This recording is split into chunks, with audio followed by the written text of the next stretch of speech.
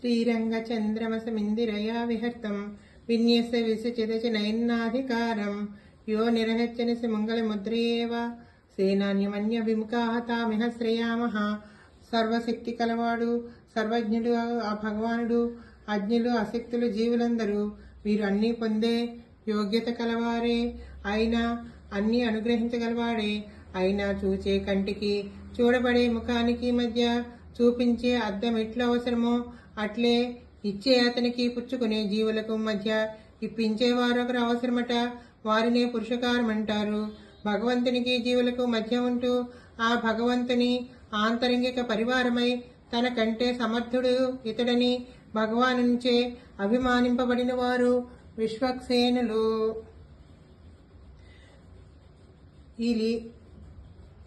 ఈ లీలా విభూతిలోని వారికి అటు పరంపదంలోని స్వామికి మధ్యవర్తిగా శ్రీ విశ్వక్సేనులే వ్యవహరిస్తారట.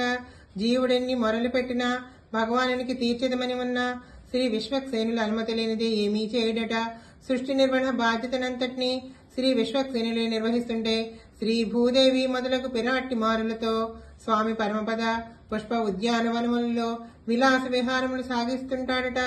ఇప్పుడు ఎవరిని సృజించుట, పదవులను మార్చుట, తొలగించుట ఒకటేమిటి, జగద్రచన వ్యాపారమంతా శ్రీ విశ్వక్సేనులు ఏది ఎట్లు జరగాలని నిర్ణయిస్తే అట్లేని కేవలము తన కనుసైగలతో అంగీకరిస్తాడట స్వామి. ఎంత విశ్వాసమో, ఎక్కడ ఉపద్రవములు సంభవిస్తే ఏ అవతారమితితే ఎంత కాలం ఉంటే అది తొలగుతుందో నిర్ణయించి స్వామిని పంపే బాధ్యత శ్రీ విశ్వక్సేనులదేనట. మనమెంత ఏడ్చి గీపెట్టినా శ్రీ విశ్వక్సేనులు ఆజ్ఞాపించకపోతే స్వామి కదలి రానే రాడట. అందుకే పరమపదాన్ని విశ్వాన్ని పాలించే ప్రభువుగా శ్రీ విశ్వక్సేనులుంటే అతని పాలనలో విహారకేళి సాగించే యువరాజులుగా శ్రీ శ్రీహపతులుంటారు. సర్వదేవతలను కేవలం తన అంగుళి ముద్రతోనే నడిపడి సర్వస్వామి శ్రీ విశ్వక్సేనులు.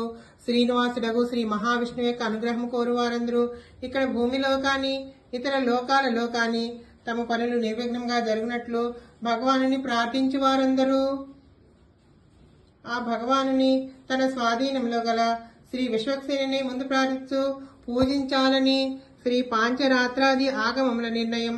సర్వ విఘ్న నివారకుడు, సర్వసేనానాయకుడు, తన పరివారంలో ఎందరో గజముఖులు కలవాడును అగు శ్రీ విశ్వక్సేనుని విశేషముగా ఆరాధించు దినమే శ్రీ భాద్రపద శుద్ధ చతుర్థి తిథి. శైవ సంప్రదాయస్థులు రుద్రుని కుమారుడు గజానని మొక్కుదురు. కానీ సర్వేశ్వరుడకు శ్రీమన్నారాయణకి చెందిన శ్రీ వైష్ణవులందరూ జాతి కుల లింగ భేదము లేక శ్రీ విశ్వక్సేనుని ఆరాధింతురు.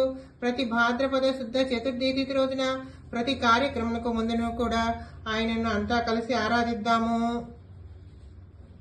ఓం శ్రీ విశ్వక్సేనాయ నమః.